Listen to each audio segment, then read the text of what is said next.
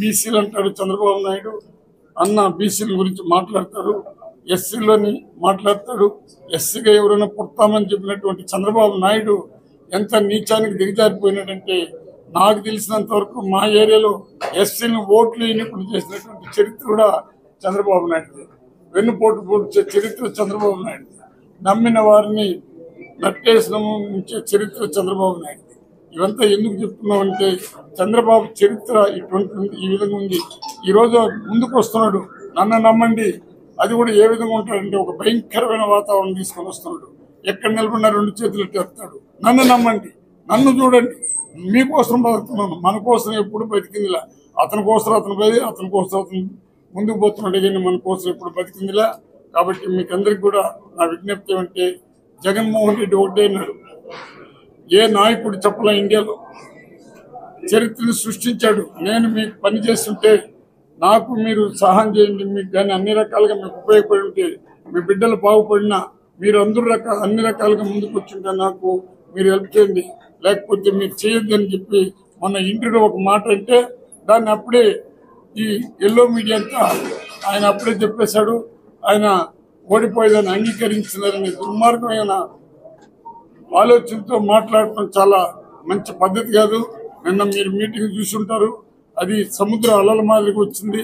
భీమిల్లో జరిగిన మీటింగు దాదాపు 6-7 లక్షల మంది రావటం, అక్కడ అదే నాంది పలికింది. వైనాట్ 175 అనేది ఖచ్చితంగా మనం గెలుస్తాము. అందరూ కూడా జగన్.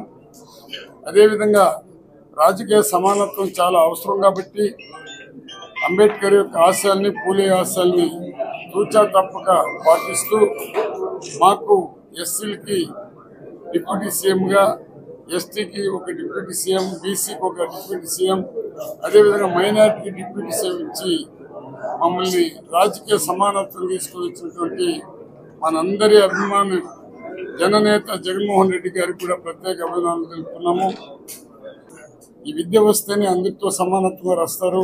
అందుకే ఇంగ్లీష్ మీడియం కూడా తీసుకొని రావడం జరిగింది. ఇది కొంతమందికి కడుపు మంట అయింది. తెలుగు మీడియం అనేది మర్చిపోతున్నారు. ఇంగ్లీష్ మీడియం తీసుకొని రావచ్చునా, తెలుగు మీడియం ఏం కావాలని ఒక ఆలోచనతో కూడా వైస్ ప్రెసిడెంట్ అయినటువంటి వెంకయ్యనాయుడు గారి దగ్గర నుంచి, చంద్రబాబు దగ్గర నుంచి ఎల్లో మీడియా కూడా అందరూ గగ్గోలు పట్టారు. కానీ మాత్రం ఇది తెలుగుదేశానికి సంబంధించిన పార్టీ మాది. ఇక్కడ ఇంగ్లీష్ మీడియం పెట్టేదానికి, ప్రతి స్కూల్లో ఇంగ్లీష్ మీడియం పెట్టకూడదని శపథం చేసినటువంటి వాడు చంద్రబాబు నాయుడు.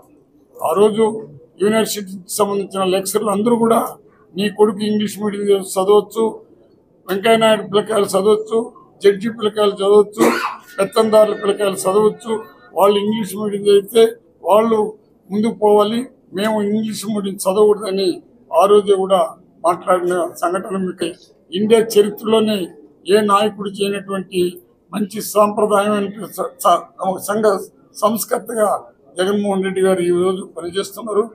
ఈ పథకాల వల్ల, ఈ నవరత్నాల వల్ల ఇళ్ళు లేని వాళ్ళకి ఇళ్ల స్థలాలు ఇచ్చేది కానీ, మహిళా లోన్లు తోసేది కానీ, అదేవిధంగా అమ్మఒడి ఇచ్చేది కానీ, రైతులకి యొక్క రుణాన్ని తీర్చేది కానీ, ఇన్ని రకాలుగా అభివృద్ధి చేస్తూ ఉంటే అందరూ ఒకటైనారు. ఈరోజు వాళ్ళందరూ ఏమంటున్నారంటే, పథకాలు బాగలేదంట, దీనివల్ల దేశం నాశనం అయిపోయిందంట, కాబట్టి జగన్మోహన్ రెడ్డిని దించాలి.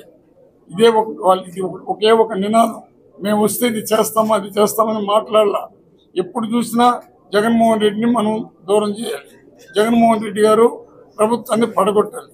దీనికి ఎంతమంది అంటే ఎల్లో మీడియా అంతా ఓటైనారు.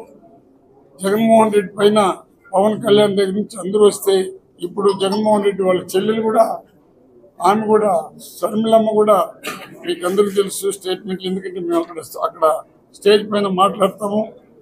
ఈ విధంగా జగన్మోహన్ రెడ్డి యొక్క పథకాలు పేదవాడు బాగుపడతాడని ఒక దుర్మార్గమైన ఆలోచనతో దుష్టులంతా ఓటైనారు. రాక్షస మనస్తత్వం కలిగిన వాళ్ళందరూ ఓటేయి ఈ పథకాలు ఉండకూడదని ఒక ఆలోచనతో పనిచేస్తున్నారు. ఇక మరిన్ని వీడియోస్ కోసం ఛానల్ ని సబ్స్క్రైబ్ చేయండి, లేటెస్ట్ అప్డేట్స్ కోసం వాట్సాప్ ఛానల్ ని ఫాలో చేయండి, అండ్ లింక్ డిస్క్రిప్షన్ లో ఉంది.